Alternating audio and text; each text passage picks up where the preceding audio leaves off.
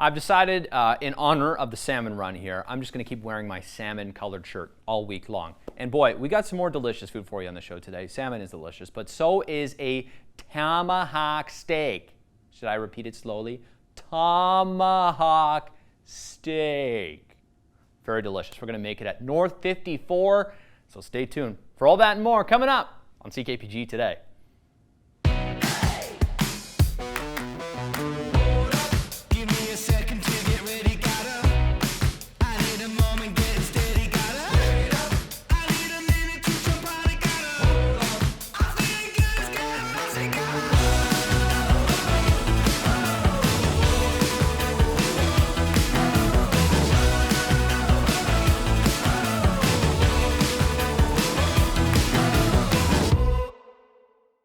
North 54 downtown Prince George. You might be wondering, why the 54? Funny, 54 hands built this place. Not really. It's on the 54th parallel though. That's the real story behind North 54. And it's a great local restaurant. If you haven't tried it in a while, you gotta come back here because this new chef by the name of Chef Warren, you're about to meet today, or re-meet, may be familiar to you, and he's cooking up some stuff for us in the kitchen, including a tomahawk steak. Come on inside, let's have a look.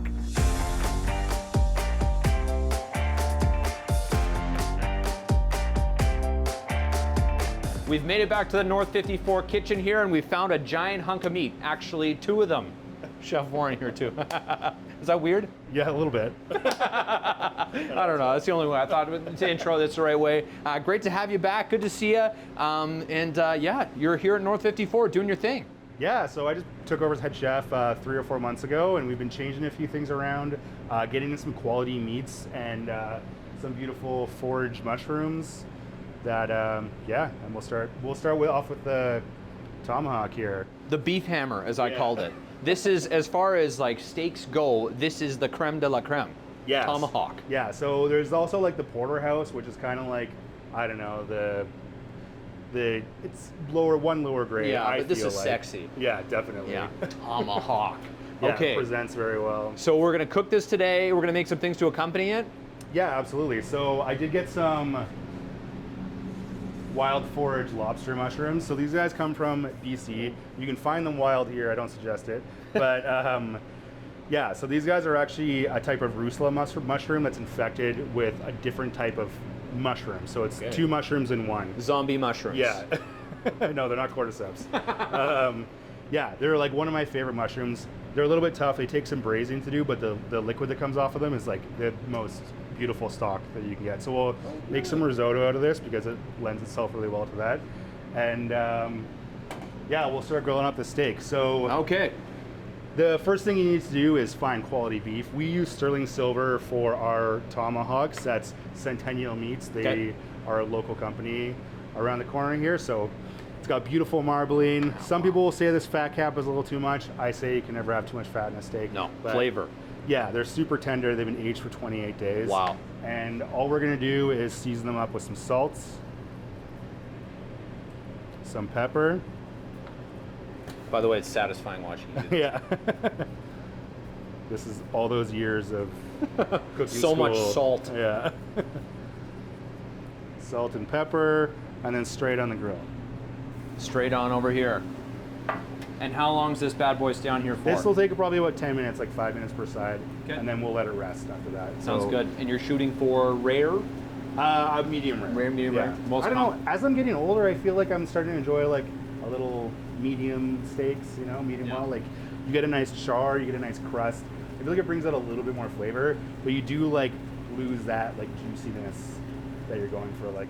Well, you got to be worried about gout. Yeah, that's what I hear. I don't know. I haven't learned anything about it. But. Yeah, I'm not that old yet. We're just gonna start the accompaniments here. We're gonna do some risotto. Okay, risotto. That's a fun word. Yeah. Is it a fun thing to cook? Yeah, definitely. It's awesome. It takes a little bit of love, a little bit of patience, but we pre-cooked some risotto rice here. So if you're gonna do this, you can cook it to like 75%. So shallots, butter, your arborio rice. You don't put any like cloth to, you're just burning yourself? Your hand, is they immune anymore? Like, yeah, you get used to it. What? Yeah, so we're just gonna throw some shallots in the pan here. Okay. Not to be confused with a chalet, much bigger. And then So these are those lobster mushrooms. Okay, yeah, this is all of these like sliced up? Yeah, sliced up and then kind of braised, just slowly cooked in some liquid. We use white wine, shallots, and butter. Wow. See how it's already starting to turn gold? Already, yeah, and the gold, wow. It's magical, really. It's beautiful. Beautiful, it's like art. So this is grana padano. Every time I cook with you, it's like art more. We're almost there. This is like quick. Either you made it really fast for us today, or you're the most efficient chef I've ever met. Well, there's only one dish to cook right now, you know? It usually gets 20, 30. We'll be back right after this. The tomahawk platter. Yeah, Okay. tomahawk platter for 2. Okay. But don't be offended if you eat it by yourself. That's allowed. Yeah, we encourage it actually. Miss an episode? That's okay, life gets busy. We get it. Or maybe you didn't miss anything, but you're here to watch that one feature again because honestly, it was that good. No judgment. Here's the good news. You can relive every moment of the CKPG Today Show whenever you want. Head over to ckpgtoday.ca, click on the Today Show tab, and voila. So grab some snacks, kick back, and binge away because let's face it, life's too short to miss out on great local TV.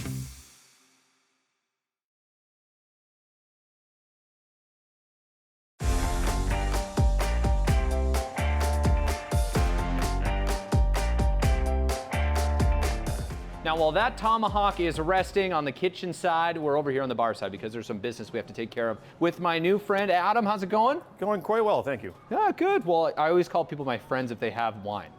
And it's an easy way to determine who is your friend and who isn't. This is true. Okay, so we're talking tomahawk steak platter here. There's lots going on, lots of flavors to pair with. Where are you starting on the wine side? On this one, we're going something a little bit lighter. It is one of our Italian wines. It is this Castiglione. It is an Italian Chianti. You will find this, it pairs well with just about any meat, whether it be red or white. Okay.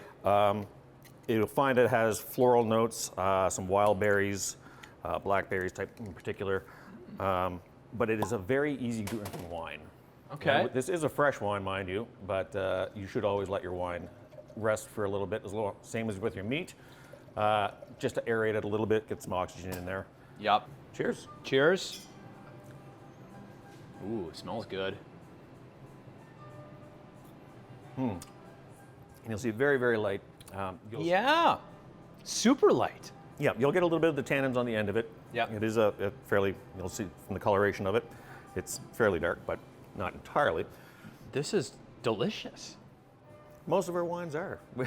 We pride ourselves on that. So We have a good friend. We found a good one. Producer Zach. Shh, it's resting. It's still, shh, it's resting. Don't talk too loudly. Or is it gonna be okay, Chef? I think it's fine. Okay. Less temperamental than most toddlers. Okay, while that is still napping away, Yeah. what do we got going on your stove here? Yeah, so we're gonna start on the lobster ravioli. So we use fresh lobster, and then we make our own pasta. So I worked in Italian restaurants down in Vancouver for years and years and years, and it's one of my big passions is making fresh pasta. So we roll out some egg dough, and then we stuff it with all this beautiful lobster, and then yeah, we'll make a simple little sauce for it. Sounds good. You made these? Yeah, hand Kissed them, rolled. good luck. And rolled. Yeah, a lot of rolling. That explains the size of your forearms. Yeah, definitely.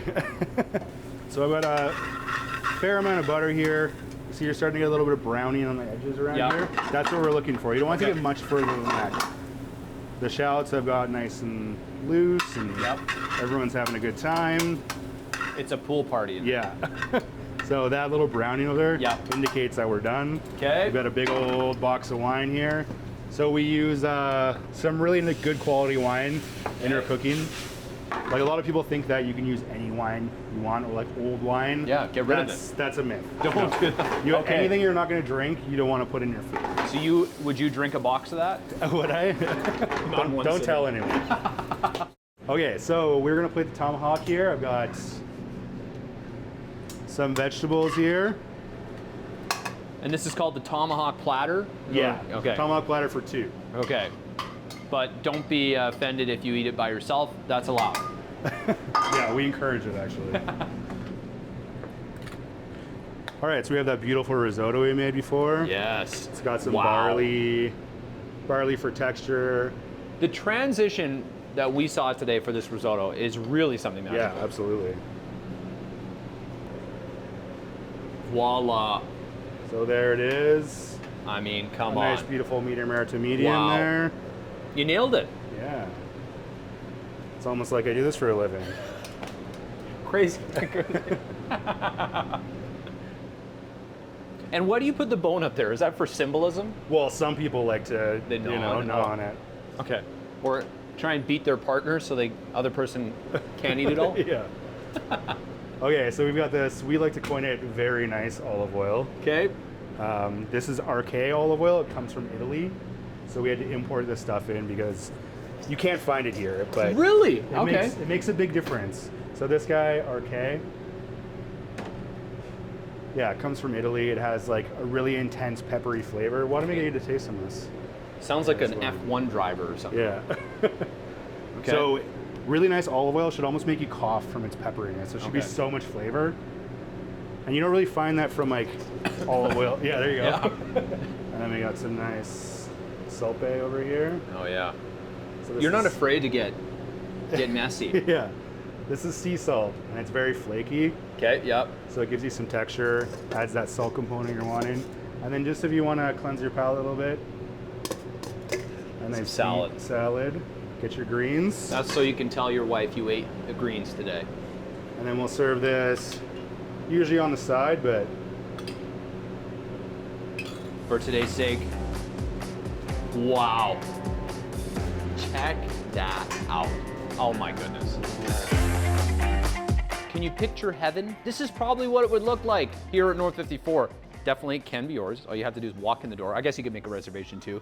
But for people interested, you're hosting a butcher class too here, weren't you? Do it all. yeah, I know. So we're getting in a whole or a half Wagyu cow at the end of September. It'll be September 21st. It's on a Sunday. I'll butcher the animal. We'll talk about it. You'll get a package. It's geared towards like, hunters Yeah. or anyone that wants to learn about. Maybe people who have a grill friend. Yeah, where their beef comes from. Like that's it's a nice like local farm in Vanderhoof we're getting it from. So Wow. we'll be hosting a butchery class, and then we'll be doing a fall feature menu with all this Wagyu.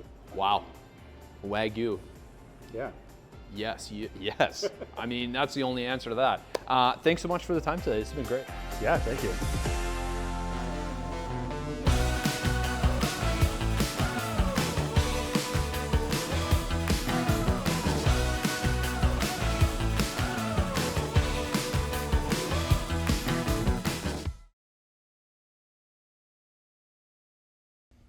Always love to connect with local authors, and we are connecting with one today. Elisha Rose is joining me in studio here on the show to talk about Time to Wake Up My Love. This is a book that you just released, Elisha. Thanks so much for making the time to join us. Yeah, absolutely. Thank you for having me. Yeah, so tell me about this book. This is number 2 in the series. Yes. So for folks that didn't know, the first one was called I Am Worthy. That was released, remind me when?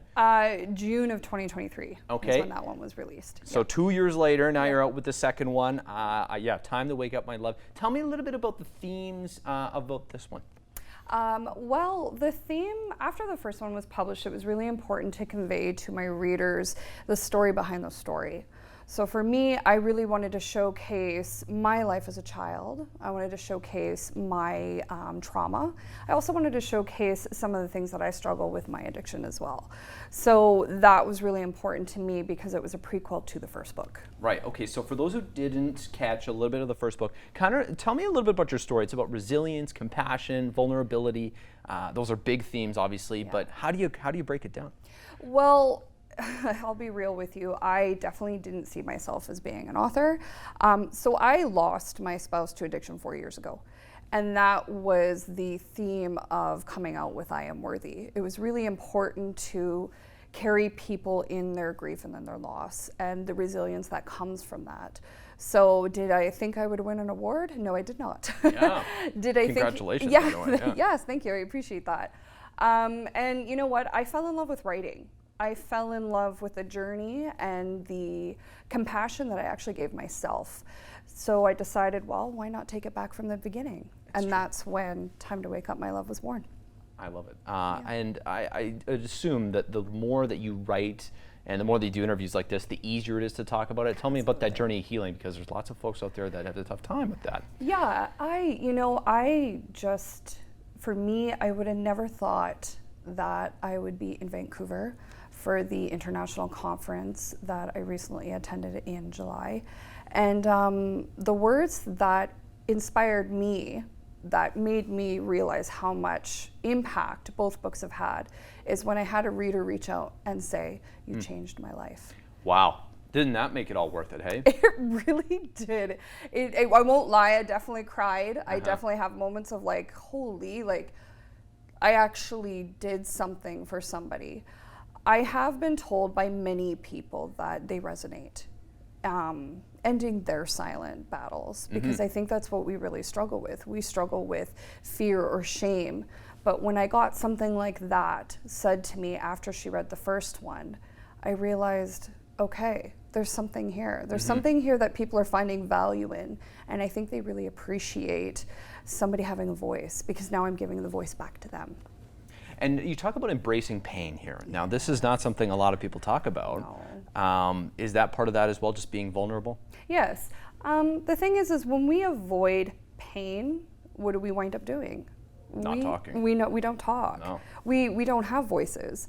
So in my first book, I say embrace the pain.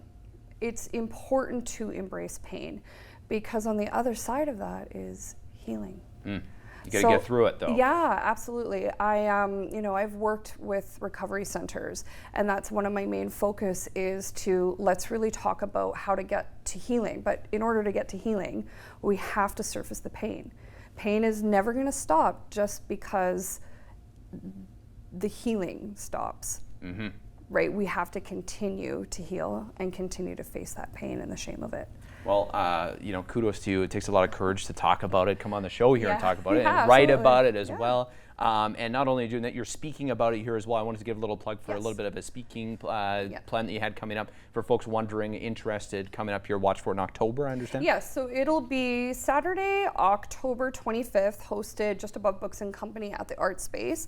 It is my first workshop that has been definitely buzzing in my ear, because I have a lot of readers like, do you do one-on-one? Do you showcase, do you do speaking events? I do all of those things, but this is my first workshop to work with individuals. And this one, the theme is based on becoming confident and what that looks like. Becoming confident in your journey with loss, becoming confident in your environment, becoming confident even in your marriage. And I definitely go over all of those elements in my books, but I also make sure that it starts with you as an individual. I like it. Well, thank you so much for your time today. I feel like I've learned a little bit about you, a little bit about the books. And folks, if you're wondering, you can pick up these books at your local bookstore, online as well. And stay tuned. We'll try and link that on our website as well for the workshop and all that good stuff. Awesome. That'd Thanks be for great. stopping Yeah, in today, thank you so Elisha. much. Thank you. Yeah. Taking a look outside of today's CKPG snapshot, which comes from Lauren Wheeler today, who captured this shot while out on a little kayak along the Nechakra River just west of Prince George. And yeah, boy, what a gorgeous day it would have been for a kayak when this photo was taken. Beautiful summer skies, summer temperatures, and yeah, a nice way to cool down as be by the Nechakra River. So thanks for Lauren for sending this in. Folks, if you have a snapshot, send it our way, snapshot@ckpg.com.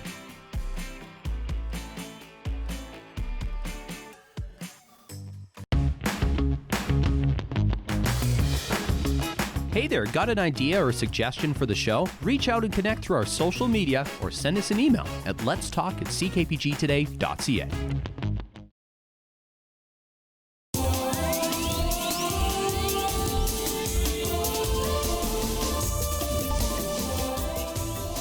Kicking it off with the Parkinson's Super Walk, which happened over the weekend in Prince George. Over $50,000 was raised here in Prince George by all these participants you see pictured, much of them supporting local Selen Alpe, who's battling Parkinson's. There's over 17,000 people in BC alone that live with the disease. And, well, the best news of all, they raised more than double in our local event than they did last year. But there's still no cure for Parkinson's, so all of those funds raised go to support programs to help folks just like Selen Alpe. Now it's time to turn to Ranjit Bawa, who was performing at the CN Center over the weekend. This is a Bollywood singer, songwriter, and actor. It's the first Punjabi concert ever held at the CN Center here in Prince George. And roughly 2,000 people came out to enjoy this big concert, which included a lot of dancing. If you've seen any video from the concert, you'll know it looked like everybody was having an unbelievable time. So shout out Ranjit Bawa for stopping in PG. Speaking of stops, this guy was stopped in PG. He was driving his Barbie Jeep supposedly to get a Slurpee, but was issued a bit of an expensive ticket on the way there, plus a 90-day driving prohibition. And, well, folks, just because it's a little Barbie Jeep doesn't mean you don't fall under the Motor Vehicle Act. No, you can guess he wasn't speeding, but you have to play by the rules of the road when you're on the road. Here's a story as old as time in Prince George, the Roller Dome. It's about to be demolished. It's happened several times, actually, and if there's a little bit of an Easter egg today because we're not talking about that necessarily, but what the indoor soccer club is going to do if the Roller Dome was demolished. Fun fact, it wasn't, but neither was their plan built, which they thought they could have a giant, fancy, shiny indoor soccer center. Have a look at this.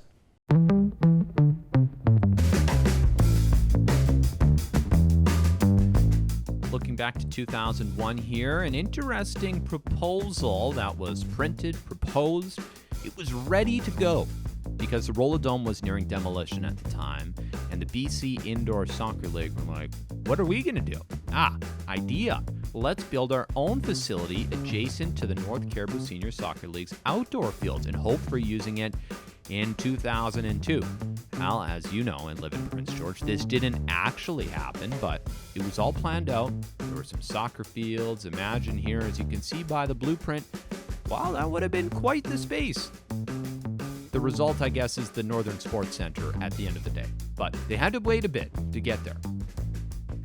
Man, imagine over 20 years ago, they thought the Roller Dome was on its last legs. That is a survivor story if I've ever heard one. Over 20 years. They thought it was done 20 years ago. Crazy. That thing lives on. Anyways, a piece of history. We should honor it, really. Thanks so much for watching today, folks, and we'll see you for more great stuff on the show tomorrow. Feel free. Go take some pictures outside the Roller Dome. It is a piece of history.